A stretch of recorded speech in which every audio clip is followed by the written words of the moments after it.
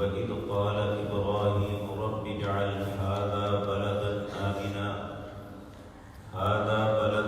آمِنًا وَارْزُقْ أَهْلَهُ مِنَ الثَّمَرَاتِ مَنْ آمَنَ مِنْهُمْ بِاللَّهِ وَالْيَوْمِ الْآخِرِ قَالَ وَمَنْ كَفَرَ فَأُمَتِّعُهُ قَلِيلًا ثُمَّ أَضْطَرُّهُ إِلَى عَذَابِ النَّارِ وَبِئْسَ الْمَصِيرُ۔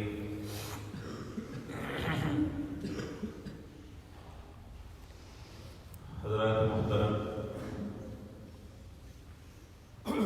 اس آیت کے اندر سیدنا ابراہیم خلیل اللہ کی ایک بہت ہی اہم دعا کا تذکرہ ہے جو انہوں نے سرزمین مکہ کے لیے اللہ رب العزت سے کی تھی، اور اللہ مالک نے اس دعا کو قبول کیا۔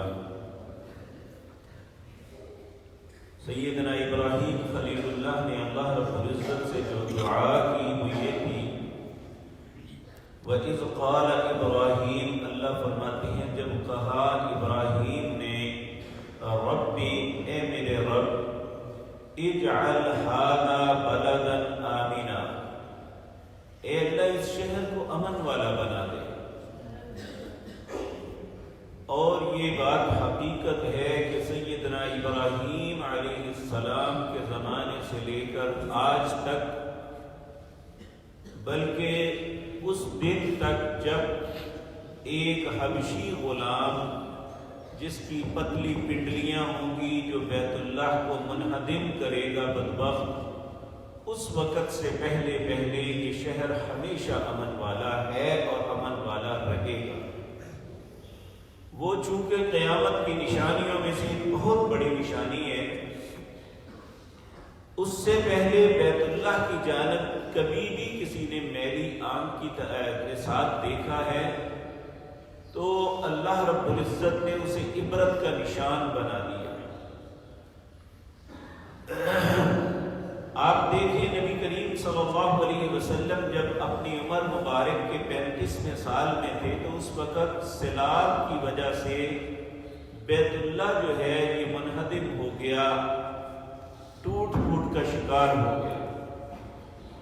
تو لوگوں نے اسے بنانے کا ارادہ کیا تو کسی کی جرت نہیں ہو رہی تھی کہ بیت اللہ کی دیواروں کو شہید کرے۔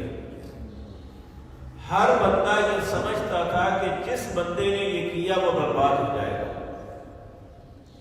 اور ایسا تاریخ میں ہمیں ملتا بھی ہے۔ جب حجاج بن یوسف نے سیدنا عبداللہ بن زبیر کا محاصرہ کیا اور سنگباری کی تو ایک پتھر بیت اللہ کی چھت پہ آ کے لگا، جس سے اس کی چھت کا کچھ حصہ ٹوٹ گیا تو اسی وقت پوری دنیا میں کہتے ہیں اندھیرا چھا گیا۔ اللہ رب العزت نے سیدنا ابراہیم علیہ السلام کی اس دعا کو قبول کر کے اس شہر کو ہمیشہ کے لیے امن والا بنا دیا۔ جب مکہ فتح ہوا تو نبی کریم صلی اللہ علیہ وسلم نے اس وقت یہ بات فرمائی تھی۔ آپ نے فرمایا کہ اللہ نے مجھ پر یہ چند لمحوں کے لیے اس کی حرمت کو حلال کیا تھا، اور اب کے بعد ہمیشہ کے لیے مجھ سمیت ہر کے اوپر بیت اللہ کی حرمت لازم ہے۔ یہاں کوئی بھی شخص کسی کے ساتھ لڑائی نہیں کر سکتا، کسی کو قتل نہیں کر سکتا، کسی درخت کو نہیں کاٹ سکتا۔ اس شہر کو اللہ نے حرمت والا بنایا، جس طرح میں نے کل عرض کیا تھا کہ بیت اللہ کے ارد گرد حدود حرم ہے اور ان کا باقاعدہ تعین کیا گیا ہے۔ جب ہم جدہ سے جاتے ہیں تو اس وقت مسجد عائشہ کے پاس وہ بتیاں لگی ہوئی ہیں جسے تنعیم کی جگہ پہلے کہا جاتا تھا، یہاں سے حدود حرم شروع ہوتی ہے۔ اسی طرح طائف کی طرف سے آئیں تو جرانہ سے حدود حرم شروع ہو جاتی ہے۔ علی ھذا القیاس اسی طرح مکہ کے چاروں طرف ایک خاص متعین جگہ ہے جنہیں تعین کیا گیا ہے کہ جہاں سے کہا جاتا ہے اس کے اندر یہ حرمت والی جگہ ہے، اس سے باہر تو انسان شکار کر سکتا ہے کوئی معاملہ، جب اس کے اندر داخل ہو جائے تو کوئی کچھ نہیں کر سکتا۔ اب یہ شہر تو اللہ نے سیدنا ابراہیم کی دعا پہ حرمت والا قرار دے دیا۔ جب نبی کریم صلی اللہ علیہ وسلم ہجرت کر کے مدینہ منورہ تشریف لے گئے، اس وقت مدینے کا نام یثرب تھا۔ یثرب کا معنی ہے تکلیفوں کی جگہ، اور واقعتاً اس کے اندر ایسا تھا کہ جو بھی نیا شخص یہاں پہ آتا اسے بخار ہو جاتا اور وہ کسی نہ کسی ایسی اذیت میں مبتلا ہوتا۔ نبی کریم صلی اللہ علیہ وسلم جی بھی جب ہجرت کر کے مدینہ منورہ تشریف لائے تو اس وقت صحابہ کی کیفیت یہی بنی ہوئی تھی کہ ہر شخص بخار میں تپ رہا تھا، حتیٰ کہ سیدنا بلال اور سیدنا ابو بکر کے متعلق آتا ہے کہ یہ اوٹے دیکھ کے بیٹھ کے رویا کرتے تھے کہ ہم کہاں آ گئے ہیں۔ تو نبی کریم صلی اللہ علیہ وسلم نے اس وقت اللہ سے دعا مانگی، اے اللہ مدینے کے بخار کو جوفہ میں لے جا۔ جوفہ ایک مکہ اور مدینہ کے درمیان اصل روڈ سے ہٹ کے ایک جگہ ہے، اور اس جگہ پہ یعنی بالکل سمندر کا کنارہ ہے، اس لیے شاید آپ نے فرمایا تھا کہ اے اللہ اس بخار کو جس نے مدینے کے لوگوں کو تنگ کیا ہوا ہے تو اسے یہاں سے اٹھا کے جوفے میں لے جا اور مدینے کے لوگوں کو محفوظ کر دے۔ اور پھر آپ نے فرمایا میرے باپ سیدنا ابراہیم علیہ السلام نے مکہ کی حرمت کے لیے اللہ سے دعا مانگی تھی، میں مدینے کی حرمت کے لیے اللہ سے دعا مانگتا ہوں، اور اللہ نے آپ کی دعا کو بھی قبول کیا۔ آپ نے مکے کے مشرق اور مغرب میں ایک پہاڑ ہے کہ جس کا نام ہے ایر اور ایک کا نام ہے ثور۔ ایک ثور پہاڑ مکے میں ہے اور ایک ثور پہاڑ مدینے میں ہے۔ جو مکے میں ہے اسے جبل الثور کہتے ہیں، جو مدینے میں ہے اسے جبل ثور کہتے ہیں۔ یہ نبی کریم صلی اللہ علیہ وسلم نے فرمایا ایر اور ثور کے درمیان جتنی جگہ مدینے میں ہے یہ بھی حرم ہے۔ جس طرح مکہ حرم ہے اسی طرح مدینہ منورہ بھی حرم ہے۔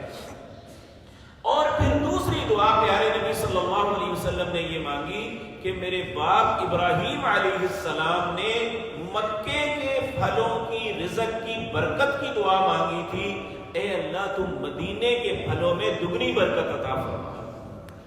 اور جب بھی اہل مدینہ میں سے کوئی شخص جب نیا پھل لے کے نبی کریم صلی اللہ علیہ وسلم کی خدمت میں حاضر ہوتا تو آپ اس وقت دعا کرتے، اللہم بارک لنا فی ثمرنا ھذا وفی مدنا ھذا، اور آپ اس کے لیے دعا کرتے اے اللہ ہمارے اس پھل میں برکت عطا فرما، ہمارے پیمانے میں برکت عطا فرما اور ہمارے مدینے میں برکت عطا فرما۔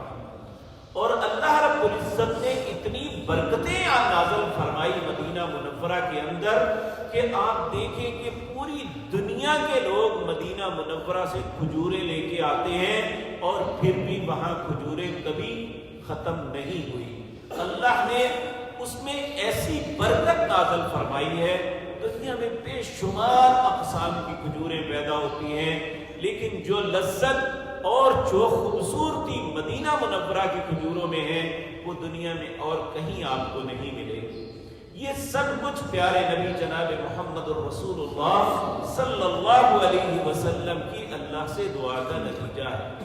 تو یہاں جو بات ہو رہی تھی وہ ابراہیم علیہ السلام نے اپنے زمانے میں اللہ سے عرض کیا، رب اجعل ھذا بلدا آمنا، اے اللہ اس شہر کو امن والا بنا دے، وارزق اہلہ من الثمرات، اور اس کے رہنے والوں کو پھلوں کا رزق عطا فرما۔ اور آپ دیکھیں ہمارا ملک اتنے پھل ہیں شاید گن نہ سکیں، لیکن یہاں ہر پھل اپنے موسم میں ملتا ہے۔ اب دیکھیں سردیاں ہیں، آپ پورا ملک ڈھونڈ لیں آپ کو آم کہیں نہیں ملے گا، لیکن آپ اگر مکے چلے جائیں تو اس موسم میں بھی آپ کو آم مل جائے گا۔ یعنی دنیا کا کوئی بھی پھل ایسا نہیں ہے وہ موسم کا ہو یا موسم کے علاوہ، اللہ رب العزت نے اس شہر میں ایسے ایسے پھل اکٹھے کر دیے ہیں کہ انسان دنگ رہ جاتا ہے، جو زندگی میں کبھی نہیں دیکھا وہاں ہم دیکھ لیتے ہیں۔ تو اللہ رب العزت سے دعا مانگی، اے اللہ اسے رزق دے پھلوں کا۔ اور یہ بات یاد رکھیں، نبی کریم صلی اللہ علیہ وسلم نے فرمایا اہل مکہ کے علاوہ کوئی شخص بھی پھل اور گوشت پہ گزارا نہیں کر سکتا۔ اللہ نے انہیں یہ فضیلت دی ہے کہ اہل مکہ صرف کوئی روٹی نہ کھائیں، کوئی کچھ نہ کریں، صرف پھل یا گوشت ہی لے لیں تو ان کی زندگی کا گزارا ہو سکتا ہے۔ یہ ابراہیم علیہ السلام کی دعا کا نتیجہ ہے کہ آپ نے دعا مانگی وَارْزُقْ أَهْلَهُ مِنَ الثَّمَرَاتِ، اے اللہ اس کے رہنے والوں کو رزق دے پھلوں کا۔ من آمن باللہ والیوم الآخر، پچھلی آیت میں آپ نے کہا تھا اے اللہ میری اولاد کو بھی امامت دینا، تو اللہ نے کہا میرا عہد ظالموں کے ساتھ نہیں ہے۔ تو یہاں پھر آپ نے سوچا کہ میں اللہ سے ایسی بات نہ مانگوں جس پہ میرا رب ناراض ہو۔ آپ نے کہا اے اللہ رزق انہیں دینا جو اللہ اور آخرت پہ ایمان رکھتے ہیں۔ قال، اللہ رب العزت فرمانے لگے وَمَنْ كَفَرَ فَأُمَتِّعُهُ قَلِيلٌ، جو کفر کرے گا میں نے رزق کبھی اس پہ بھی بند نہیں کیا، میں اسے بھی فائدہ دوں گا لیکن بہت تھوڑا۔ فَأُمَتِّعُهُ قَلِيلٌ، آپ دیکھیں ایک کافر دنیا کی ساری نعمتیں بھی اس کا مقدر بن جائے نا تو کتنا وقت ہے، یعنی اس کی زندگی کا ٹینور، اور اس کے بعد ہمیشہ کا عذاب۔ نبی کریم صلی اللہ علیہ وسلم نے ایک دفعہ بڑی عجیب بات کی، آپ نے فرمایا اگر ایک شخص اس نے پوری زندگی کوئی تکلیف نہ دیکھی ہو، اتنی آسانیاں میں زندگی گزاری، قیامت کے دن اسے اللہ رب العزت اپنے فرشتوں سے کہے گے اسے جہنم دکھا کے لاؤ، جہنم میں ڈالنا نہیں، صرف دکھا کے لاؤ۔ جب اسے جہنم دکھا کے واپس لایا جائے گا تو پھر اس سے سوال ہوگا کبھی زندگی میں کوئی آسائش آرام دیکھی؟ وہ جہنم کے عذابوں کو دیکھ کے اللہ ہم سب کو اپنی پناہ میں رکھے، اتنا خوف زدہ ہو جائے گا، وہ کہے گا آسانی اور آسائش ہوتی کیا ہے؟ یعنی وہ پوری زندگی کی آسائشیں صرف جہنم کے عذاب کو دیکھ کے ہی بھول جائے گا۔ اور ایک وہ شخص جس نے پوری زندگی تکلیفوں میں گزاری، اسے اللہ فرشتوں سے کہے گا اسے جنت دکھا کے واپس لے آؤ۔ جب جنت دکھا کے واپس لائیں گے تو اس سے پوچھے گا کبھی کوئی دکھ دیکھا؟ تو وہ کہے گا اللہ دکھ ہوتا کیا ہے، یعنی جنت کی نعمتیں دیکھ کے اس کے پوری زندگی کے دکھ بھول جائیں گے۔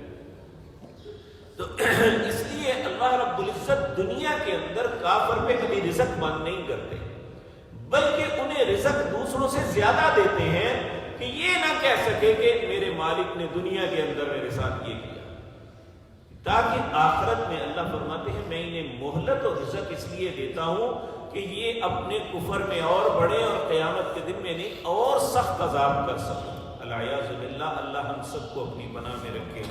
تو اللہ رب العزت نے فرمایا وَمَنْ كَفَرَ فَأُمَتِّعُهُ قَلِيلٌ، جو شخص اللہ اور آخرت پہ ایمان نہیں رکھتا میں انہیں بھی رزق دوں گا لیکن بہت تھوڑی مدت کے لیے، ثم اضطرہ الی عذاب النار، پھر اس کے بعد وہ ہمیشہ جہنم کے آگ کے عذاب میں چلے جائیں گے، وبئس المصیر، وہ بہت ہی برا ٹھکانہ ہے۔ اس لیے کفر جو ہے یہ ہر حالت میں انسان کے لیے گھاٹے کا اور برائی کا سودا ہے۔ اللہ ہمیں کفر سے بچائے، اپنی ذات پہ اپنے رسولوں پہ ایمان لانے کی توفیق عطا فرمائے، اور یہاں پہ جو باتیں کی جا رہی ہیں یہ اللہ رب العزت کی ایک بے نیازی کا ثبوت ہے کہ اللہ کسی کا پابند نہیں، وہ فیصلے اپنی مرضی سے کرتے ہیں۔ ان اللہ بالغ علی امری، اللہ اپنے فیصلوں میں خود مختار ہے، کسی کے کہنے پہ نہ اللہ کسی کو فیصلہ کرتے ہیں نہ کسی فیصلے کو ختم کرتے ہیں، بلکہ آپ دیکھیں سیدنا ابراہیم نے دعا مانگی، اب اللہ کے خلیل ہیں، خلیل کہتے ہیں جگری دوست کو، خلیل ہونے کے باوجود کہا اے اللہ میری اولاد کو بھی امامت دینا، کہا لا ینال عہد الظالمین، میرا ظالموں کے ساتھ عہد نہیں ہے۔ جب رزق کی باری آئی تو کہا اے اللہ رزق انہیں دینا جو اللہ اور آخرت پہ ایمان رکھتے ہیں۔ قالا، اللہ فرمانے لگے فأمتعہ قلیل، میں نہیں سب کو رزق دوں گا، یعنی کسی کا کسی بات میں اللہ پابند نہیں۔ یہ بات ہمارے ایمان اور عقیدے کا حصہ ہونی چاہیے کہ ہم بات یہ سمجھتے ہیں کہ شاید اللہ پابند ہے کسی کا، اللہ کسی کا پابند نہیں۔ اللہ کی ذات پہ غیر متزلزل ایمان کی ہمیں توفیق عطا فرمائے۔ اقول قولی ھذا واستغفر